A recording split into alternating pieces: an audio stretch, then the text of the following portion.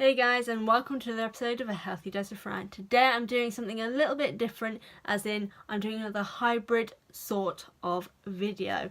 This is in relation to the fact that the thing that I'm going to be talking about today is something that I found stumbling across Tumblr. And considering I've been reading the books recently in relation to the post that I found, I kind of really wanted to explore more about this, and it ended up coming across a bit of a theory and a why segment sort of idea.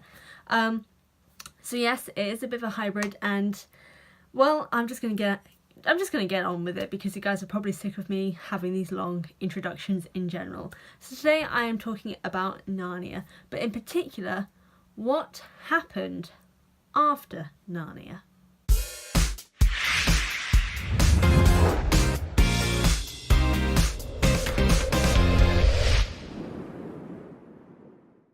Now, the characters that I'm predominantly going to be talking about in this episode are the Pevensies, because I believe that from the fact that they are predominantly the main characters in the majority of books, except for maybe two, I feel like in general they would have had the most difficult time going between Narnia and their world because of the things that they would have experienced during their times in Narnia. And that's something I really kind of want to talk about. And also the post that I saw, which by the way is linked in the description box down below if you want to go check it out and see what this person was talking about.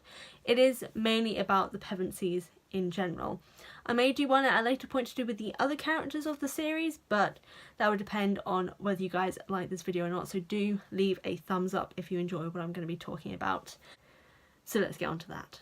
So just to remind you of who the Pevensies are, we have King Peter the Magnificent, the eldest sibling, Queen Susan the Gentle, the second eldest, King Edmund the Just, the third eldest, and Queen Lucy the Valiant, the youngest of the siblings and the one who discovered Narnia.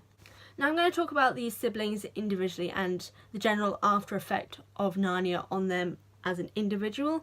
Now, not all of these are my ideas, most of them do come from the post that I found, again linked below, but some of the things that I'll be talking about are my own ideas, and I just kind of wanted to put them out there to see if anyone else agreed.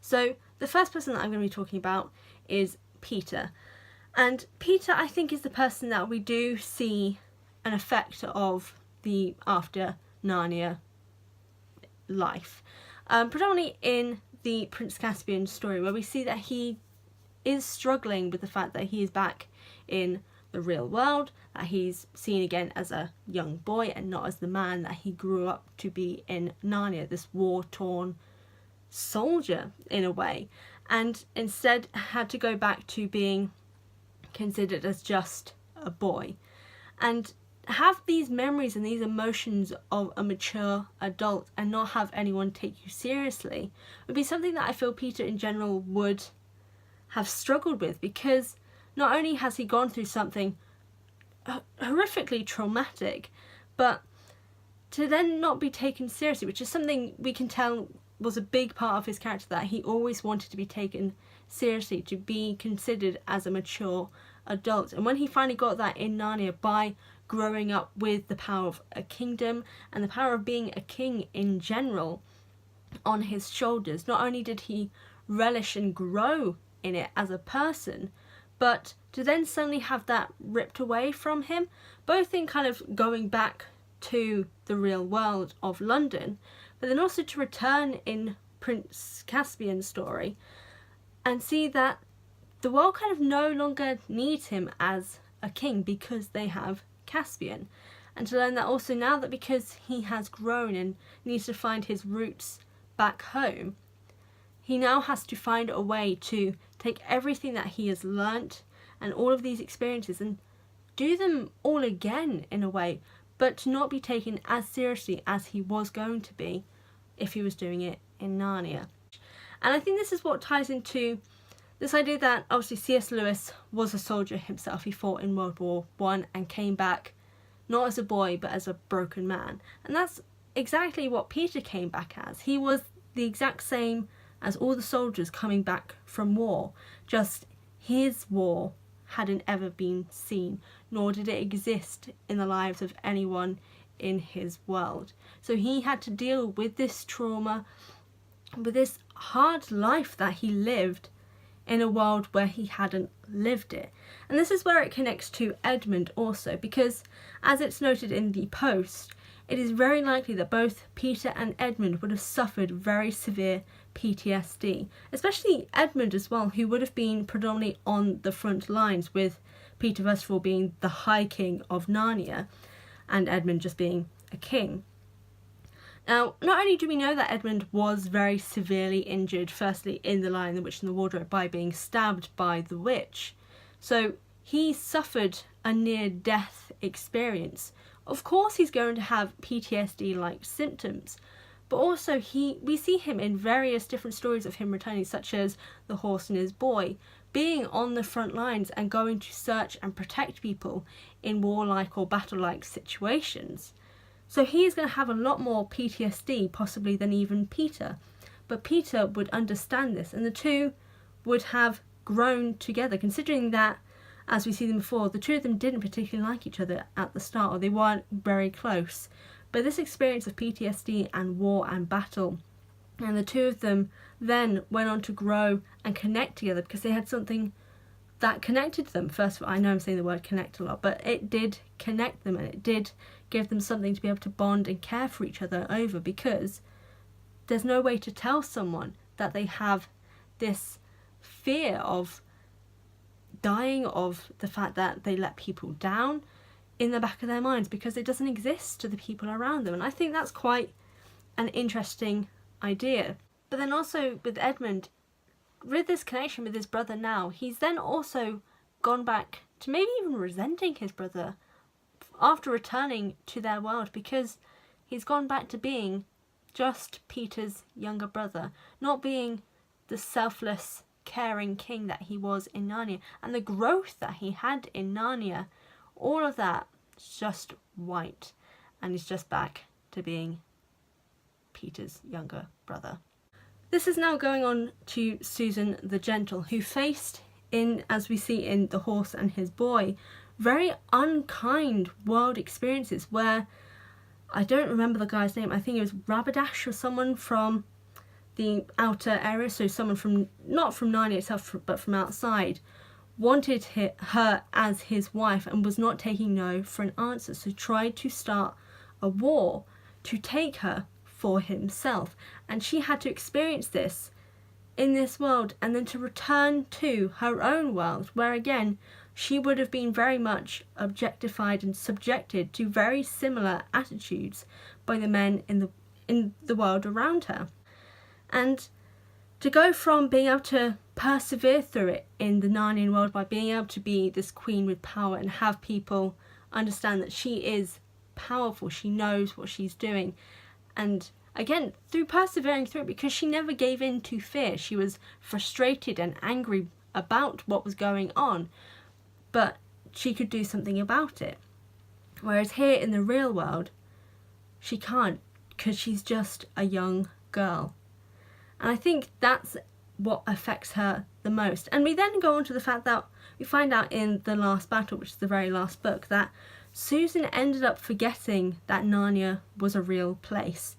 And the reason why I find it really frustrating in the book itself that people shame her for it is first because she doesn't know that they are shaming her for not believing in this. But then also, Aslan tells her and Peter that they need to move on from Narnia and find something in their own world to ground them, or to find him in their world. And that's exactly what she does. She forgets, she moves on, she finds something else to make her happy and to ground her in the world she is meant to be from. And she is shamed for doing what she was told to do. And I find that really quite sad, because this after effect of Narnia is that not only is she being shunned by her siblings, both away, so behind her back, but then also in front of her, because from what we hear in the book, they make fun of her for not remembering these stories. They think she is being ridiculous. And I think that's really quite cruel, because she did what she was told. She did what she was meant to do and found her own life. And yet that's a bad thing.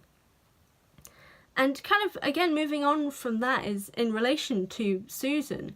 Lucy, although I feel may have had an easier time kind of getting to grips with being back in the human world because she was the youngest, I feel like there was also the chance that she could have been scarred by the fact that all these struggles that her siblings faced. Lucy could feel a sense of guilt because them getting to Narnia was because of her. The fact that they grew up in a world where they had power, to suddenly have that power taken away from them, that's on her. And while we don't know that that's definitely how she reacted, because we don't see much of their life in the real world for them, I feel like that's quite possible that she would have felt a sense of guilt. But even more so, guilt I think would have been a big part of her life after Narnia in general, because of what happened in The Voyage of the Dawn Treader, where she felt jealousy over Susan and the way in which people thought about Susan, and even went so as far to wish she was Susan, and to think about how she would even have her own sense of, not PTSD, but flashback to that moment. Like every time she'd pass the mirror, she'd think about the time that she saw Susan's face in the mirror, not her own. Or she'd see a photo with just her 3 siblings and think about the fact of her not existing and just being Susan.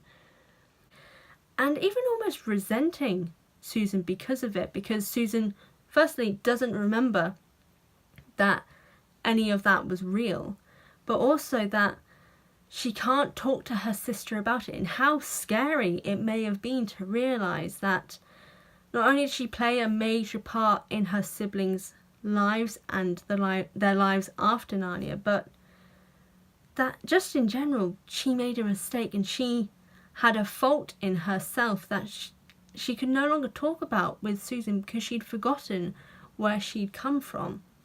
I think that would have had an effect on Lucy. None of the things after Narnia that happened to the Pevensies were all good. There was so much darkness that would have happened afterwards, and so much grief and sadness, and I think that's something that we really need to take into account when we're looking at these books, and kind of see it from the side in which C.S. Lewis was writing it from. And this is, it's not kind of a direct quote from the Post, but it's basically that we should remember to understand that this book was written during and after a time of war, where young men were coming back from war, not as the boys they left, but as broken, hardened, destroyed and emotionally guilted men.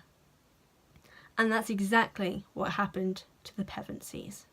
But what do you guys think? Do you like what was said in the post that again is linked in the description box down below? And also, what do you think of the things that I was talking about with Lucy and Susan and everything like that? Let me know in the comment section down below.